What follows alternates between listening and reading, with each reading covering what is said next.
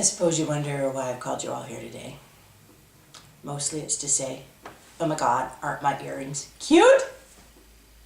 No, really, I'm not that superficial.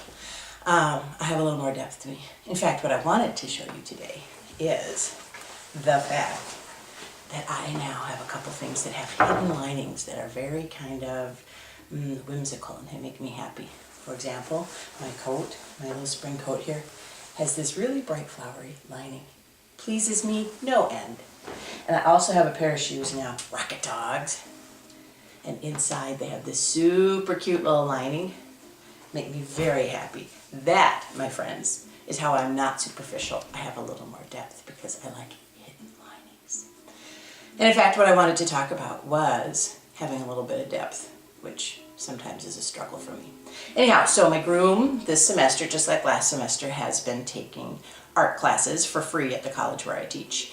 He has an undergraduate degree already in anthropology and environmental science, and then he's been our stay-at-home for the last 9 years or so. And now he's thinking about what he wants to be when he grows up again. And so he's been drawn to the idea of art, so he's been taking a sampler of art classes with the intention of maybe getting another degree in graphic arts or going on and getting a master's in art education. And so I was going to show you some of the things that he made this semester because it's always very fun. He took a three-dimensional design class, he took a two-dimensional design class, and he took digital photography. The three-dimensional design class was kind of terrible in terms of the teaching, but he had some fun nevertheless. He was asked to make a sculpture out of plaster. So what he did was he took a dryer tube, you know, like that comes out the back of your dryer for venting, and he propped it upright, and he poured it full of plaster, and then he built a little board with some nails in it so that he could bend the tube and hold it that way. I don't know how well you can see this. And then, once it had dried for a few days, he cut it out, and then he sat down and did some whittling. So he put kind of edges and things in. So that has been kind of fun. And in that same class, he was also asked to do a sculpture out of styrofoam. And so he made this kind of what we call the assemblage. And he went down in the basement like a frightening sociopath with knife, pliers, hammer, and he just found all the random crap that lives next to our deep freeze in the basement. So there are bottle tops, there are little wrenches.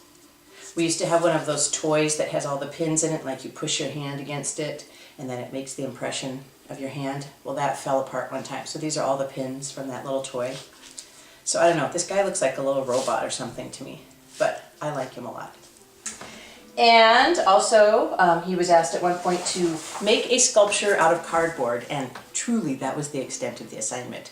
So he was frustrated with the lack of parameters, and yet what he did was he made a pop-up. Look at this. He found a bunch of cardboard,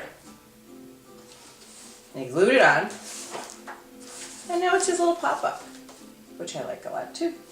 But I think my favorite thing he made this semester, and yet he ended up kind of frustrated with it, in his two-dimensional design class, they had to do self-portraits. And so when they were done, then they had to go through the process of critique, which is a good part of any well-structured art class. Having a little feedback, having your peers look at your work and give you ideas and responses to it. And Groom was very frustrated with the critique because he got up there and he said, "You can't hurt my feelings. I'm not all about puppies and rainbows, so if you don't like it, you can say so. I was just trying to make something interesting." Now this, of course, is in a class where there's a whole lot of pictures of like Captain Hook and Tinkerbell, and there's one young lady in the class who's obsessed in a non-ironic way with David Hasselhoff. So all semester long she just worked on looking at the various facets of David Hasselhoff, and her favorite, of course, was one where she cut a picture of David Hasselhoff out of paper, and then she made him in a tiny, tiny little banana hammock. Anyhow, so Groom got some textured papers, and he decided to do self-portraits of himself in various hairstyles, because we're all about the fashion, speaking of superficiality. So first he made this one, where he is George Washington. And I like the fact that it says in the upper corner, "as seen on TV." So he held this up in front of the class and was greeted with stunned silence. And then he showed them he'd done some variations. So this one he calls his blue boy, because he used mostly blue tones in his paper. Can you see that well enough? I'll hold it closer. And then he made our son's favorite, this one, where he's got a mohawk. And last but not least, he did this for the art show, this one. This has pieces because he made a variety of hairstyles, and people attending the art show could then put the hairstyles on him. Well, actually, there's a mustache on him that's left from the art show. So he made this one, and he made a variety of hairstyles. Now, when he did this, our children actually had to learn to say the word Blagojevich, because he made a hairstyle called the Blagojevich. Let me see. I think this might be it right here. So you can kind of put the big pompadour on. You've got the Blagojevich.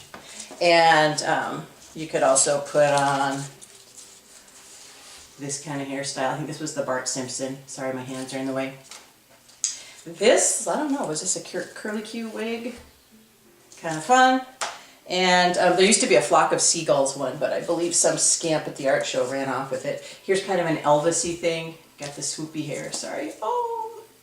And there were other pieces too. There were some long eyelashes. There were different goatees and things. But at any rate, these are fun. But like I said, his groomishness was a little bit... Oh, hi, honey.